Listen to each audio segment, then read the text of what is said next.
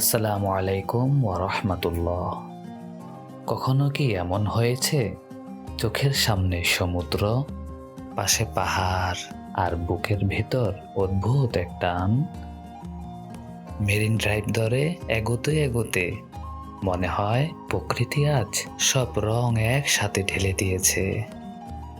এক পাশে নীল সাগরের ঢেউয়ের দীর্ঘশ্বাস, অন্য পাশে পাহাড়ের নীরব ছায়া।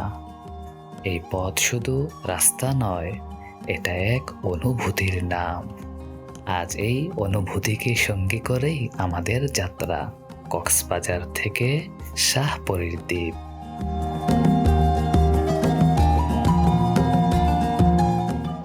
চ্যানেলটি সাবস্ক্রাইব করে পাশে থাকুন।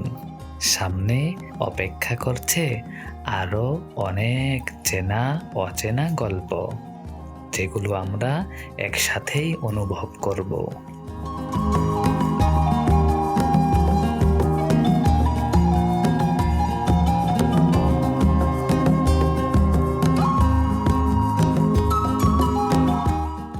নাফ নদীর মোহনায় এসে হঠাৎ করেই সময় যেন ধীর হয়ে যায়।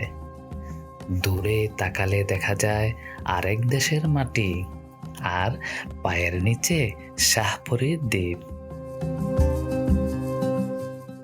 লোকেরা বলে একদিন উত্তাল সাগরের বুক থেকেই এই দ্বীপের জন্ম হয়েছিল, আর আজ সেই সাগরই ধীরে ধীরে তাকে নিজের ভেতর টেনে নিচ্ছে। নোনা জল আর বাতাসের সাথে লড়াই করেই এখানে প্রতিদিন শুরু হয় জীবন। এই দ্বীপের মানুষেরা জীবন শেখে সমুদ্রের কাছ থেকে। রোদে পড়া তামাটে শরীর, হাতে জাল, চোখে অপেক্ষা। সমুদ্র যদি দেয় তবে হাসি, আর যদি না দেয় তবু ভরসা।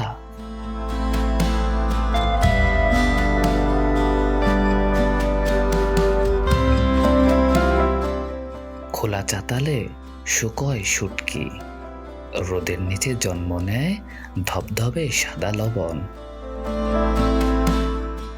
এই শুটকি, এই মাছ, এই লবণ, এই তিনটাতেই গাথা শাহপরীর দ্বীপের জীবন।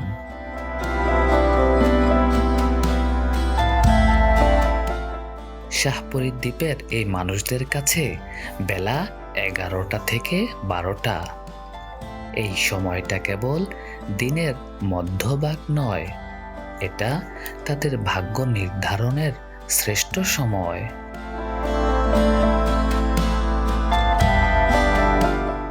ট্রলার ফিরে আসে, জাল ওঠে, আর সমবেত কণ্ঠে ভেসে আসে হেইয়ো বদর। জালে ঝিলমিল করে ওঠে রূপালী মাছ।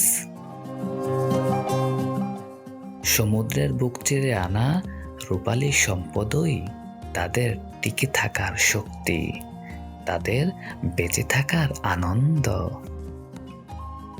এই মুহূর্তে কারো চোখে ক্লান্তি নেই, শুধু আছে আজকের দিনটা বাঁচার আশা।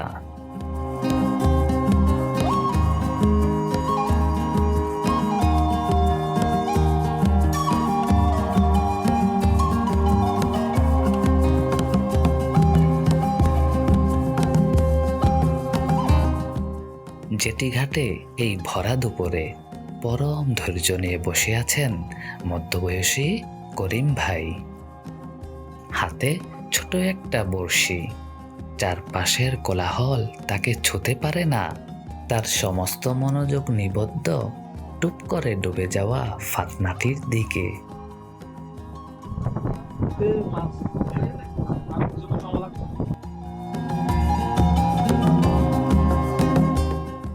সমুদ্রের নোলা জলে বড়শি ফেলে মাছ ধরা তার কাছে কেবল শখ নয়, বরং দুপুরের আহার জোটানোর এক নিঃশব্দ সাধনা।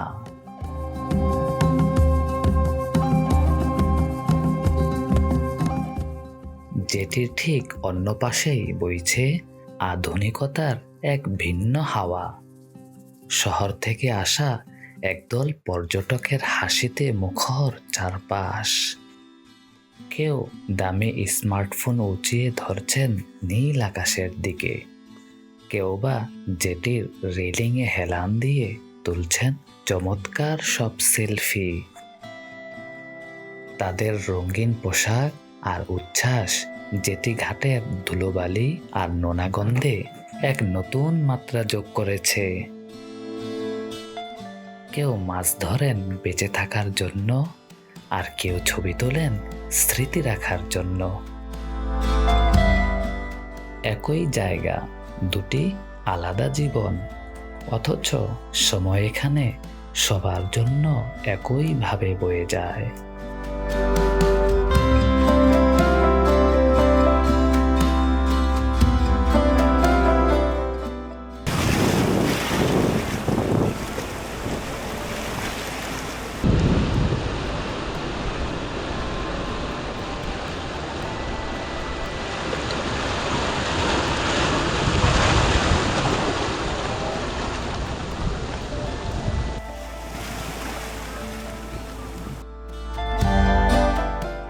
রোদ যত বাড়ছে, সমুদ্রের ঢেউয়ের গর্জনের সাথে পাল্লা দিয়ে বাড়ছে মানুষের কোলাহল।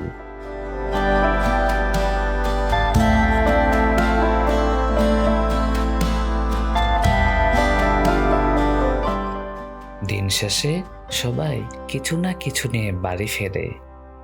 জেলে ফেরে তার ঝুড়ি ভরা মাছ নিয়ে, আর পর্যটক ফেরে তার ফোনের গ্যালারি ভরা একরাশ রঙিন স্মৃতি নিয়ে।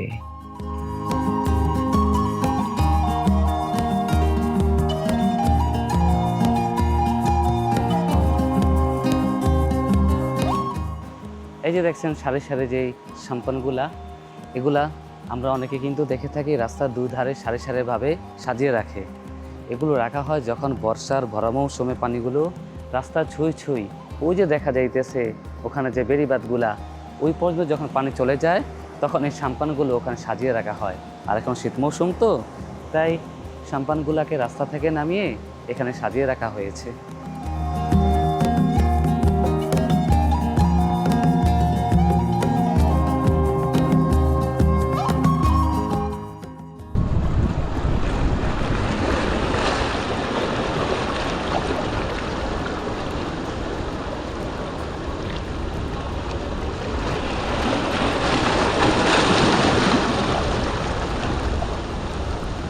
সময় বদলেছে, কিন্তু সৌন্দর্য বদলায়নি। প্রকৃতির এমন মুগ্ধতা দেখেই তো কবির কলমে ফুটে উঠেছিল, বাংলার মুখ আমি দেখিয়াছি, তাই আমি পৃথিবীর রূপ খুঁজিতে যাই না আর।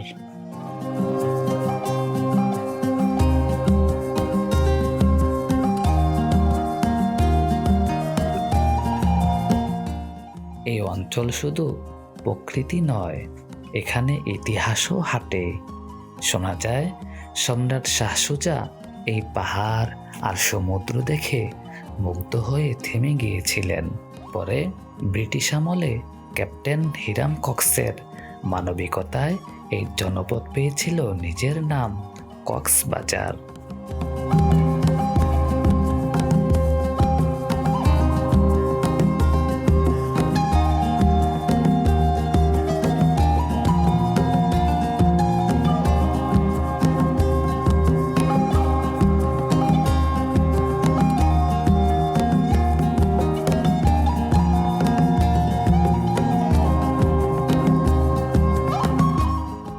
সূর্য যখন ধীরে ধীরে সমুদ্রের বুকে ডুবে যায়, চারপাশে নেমে আসে এক নরম নীরবতা।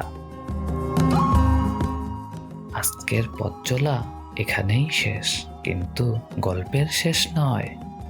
পাশে থাকুন, সামনে আরো অনেক পথ, আরো অনেক গল্প আমাদের অপেক্ষায়।